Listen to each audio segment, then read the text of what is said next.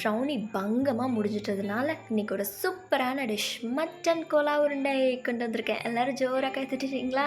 Okay, மட்டனில் செய்கிறதுனால mutton, உருண்டையாக இருக்கிறதுனால உருண்டெல்லாம் ஓகே. அது என்னங்க நடுவில் கோலா அப்படின்னா அது சாப்பிடையில் வெளியில் நல்லா கிறிஸ்பியாக உள்ள சாஃப்ட்னஸாக ஜூஸியாக இருக்கிற டெக்ஸ்சரை தான் மீன் பண்ணுதான்.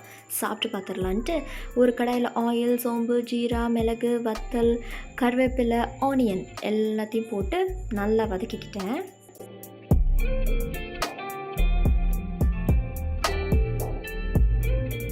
நான் எப்போயுமே ஆனியனுக்கு அப்புறமே சால்ட் போட்டுருவேன். அப்புறம் தட்டி வச்ச இஞ்சி, பூண்டு அண்ட் ஒரு 120 கிராம்ஸ் ஆஃப் மட்டன் எல்லாம் போட்டு நல்லா வதக்கி எடுத்துக்கலாம். பிகாஸ் அதில் கொஞ்சம் கூட அந்த ஈரம் இருந்துடக்கூடாதுங்கிறதுக்காக.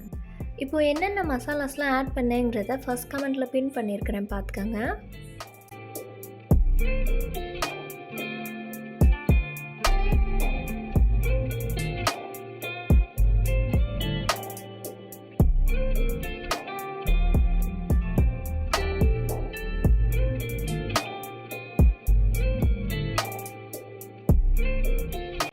ஃபஸ்ட்டு பொட்டுக்கடலையை பவுடர் ஆக்கிக்கிட்டேன். அப்புறம் நம்ம வதக்கி வச்ச மட்டனை தண்ணியே விடாமல் அரைச்சி எடுத்துக்கிட்டு இப்போ நிறைய மல்லிச்செடி ஆட் பண்ணேன்.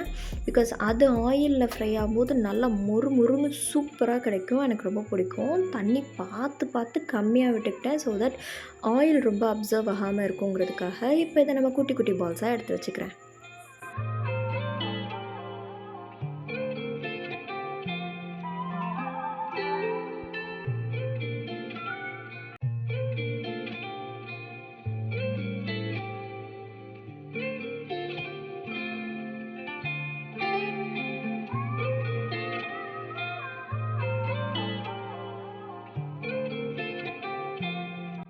இப்போ பொரிக்க வச்ச ஆயில் ஹீட் ஆகிடுச்சான்னு செக் பண்ணிவிட்டு ஒவ்வொரு பாலாக போட்டு எடுத்துக்கிட்டேன். நான் ரொம்ப நேரம் விடலை. அப்படிக்கா ஒரு பரட்டு இப்படிக்கா ஒரு பரட்டுன்னு கலர் சேஞ்ச் பண்ணுற வரைக்கும் தான் வெயிட் பண்ணேன். ஒய் பிகாஸ் நான் ஆல்ரெடி மட்டனை ஒரு 5 to 6 விசில்ஸ் வச்சு எடுத்தது தான்.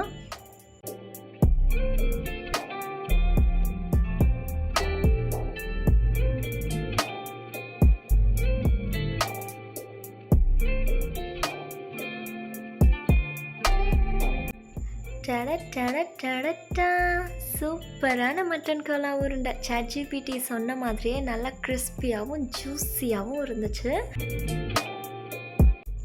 உங்களுக்கு இந்த வீடியோ பிடிச்சிருந்தா என்னை நம்பி சப்ஸ்கிரைப் பண்ணுங்கள். தரமான வீடியோஸாக வெயிட்டிங். Until then, tada!